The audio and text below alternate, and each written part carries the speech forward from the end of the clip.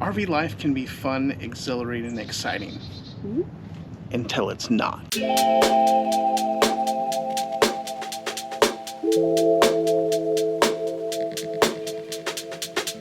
Hi guys, welcome back to the channel. Hello. So today we're going to expose the harsh realities of RV life. So that way you know exactly what you're getting into it if you're thinking of the lifestyle. Yeah. Owning an RV can be very rewarding and fun. Yeah, it's incredibly fun. But there are some challenges along the way. You really got to know what you're getting into before you get into it. So hopefully this video will help you kind of weigh your pros and cons if you're thinking about getting into the RV realm. Yep. Now, when you're thinking about buying an RV, here's a couple things you really need to think about. RVs are actually very expensive. Yes. Maintenance is never ending. Yeah, it's not just the initial cost of buying the RV itself. It is the cost of maintaining it. Yeah. There's always something on that needs to be sealed or greased or tightened. Yeah. You know. Or fixed. Yeah. Things break. Things definitely break in an RV. As we know, and as everybody that already has an RV knows, these things are a rolling earthquake going down the road. So things rattle constantly while they're in motion, and it can rattle a lot of things loose. Yeah.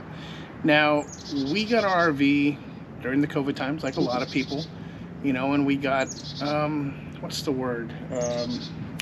We were enamored quite early on. Some of the things you need to think about are condensation. Oh gosh, that's a big one. Yeah, depending on the climate you're in, like here in Texas and in Florida, it's humid. You know, you're gonna wake up and all of your windows are gonna be full of condensation. And you know, at the very least, you can go to even Dollar Tree and get those little damp rid pouches that you can hang up, or the little tubs that have the little beads in them that absorb moisture. Put them under things, put them in cabinets, and that'll pull the moisture out. Now, if you are in an extremely humid climate like we are, and like we camp mostly in Texas, and the further south you get, the more humid it gets. You want to probably have a dehumidifier that you plug up to pull that moisture out even more. We have like several different things that we use in that process because the moisture is a detriment to your RV. Yeah, water is not your friend in any way, shape, or form. No.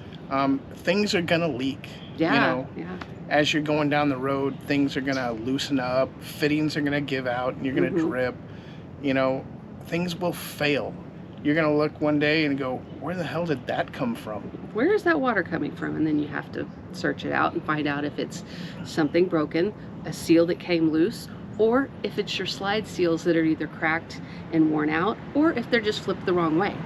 So that's something else you got to watch out for, those darn slide seals, man. You have to constantly be checking everything on your RV. Now, if you live in the South, you know it gets hot, you know it gets sunny, and that sun can bleach things out. It can dry out caulking and the decor and everything on top of your RV roof. That stuff has to be checked just all the time down here, really. You have to get up there, you have to clean it, you have to look at everything. And if there's cracks, just go back over it with some decor. If there's a rip, if there's a tear, there's a Turn-A-Bond for that until you can get it fixed. Yep. If you don't know what decor is, you really need to find out, because you're going to use decor and a Turn-A-Bond tape all the time. Well, hopefully not a Turn-A-Bond tape all the time, but yeah, hopefully it's not that bad. Owning an RV, you're either going to be one of two types of people. The one that says, oh, I can fix that myself, or the one that doesn't want to get your hands dirty and you're going to take it back to the dealer or whatever service location. And that's great. If you have the means and that's the way you are, awesome. The things you need to think about though is, how long is that service center going to have your rig? Yeah, that's one thing that everybody that RVs has come to find out, is that RV maintenance, if you go to the dealership to have it done, can take a week, 2 weeks, or even months. It depends on how backed up they are. And if you can do your maintenance, you can do it yourself, you save yourself time and money. And if you're the DIY type of person, hey, RV is right up your alley, because you're going to be a plumber, a mechanic, an electrician, you know, a rougher, so to speak. Yeah. So be prepared. Yes. You know, it is not for the faint of heart. Mm-hmm. One thing that 2020 exposed was the decaying infrastructure of our highway system. Yeah. In other words, all the freeways suck. Yeah, pretty much. And we've got friends all over the country that this year has not been kind to them. No, it hadn't been kind to us either. We've had some issues. We have. You know, we broke a leaf spring. Yeah, and that's one of those things, either you're prepared to fix something like that or you're not. If you're not comfortable with it, yeah, by all means, that sort of thing, take that straight to the dealership. Luckily, when we broke a leaf spring, he and his friend that we were camping with were able to get one and change it out right there at the campground we were staying at. So that was nice. Look, just like any car, truck, van, whatever, you know, you have to be able to perform the basic maintenance on those items. Tires. Yeah. You know, tires are very important. Greasing your axles. You know, making sure all your bolts and your suspension are tight. Yeah. Inspect your suspension for cracks. And yes.